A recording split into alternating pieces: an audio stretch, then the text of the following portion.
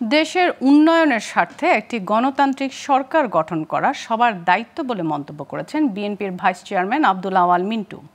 দুপুরে গুলশান শুটিং ক্লাবে আন্তর্জাতিক নারী দিবস উপলক্ষে এক মেলায় তিনি এ মন্তব্য করেন। তিনি জানান, দেশে যখন নির্বাচিত জনগণের সরকার থাকে না, তখন নিয়ন্ত্রণ থাকে না আইন শৃঙ্খলা পরিস্থিতি, আর দেশি বিদেশি বিনিয়োগ না হওয়ায় অর্থনীতি ভঙ্গুর হয়ে যায়।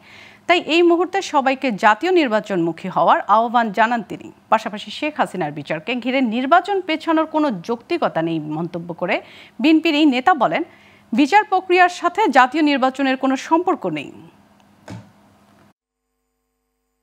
একটা দেশে গণতান্ত্রিক সরকার যদি না থাকে, সেই দেশে না আইন শৃঙ্খলার উন্নতি হবে, না বিনিয়োগ হবে, না কর্মসংস্থান হবে, না দেশের অর্থনৈতিক প্রবৃদ্ধি হবে, না উন্নয়ন হবে।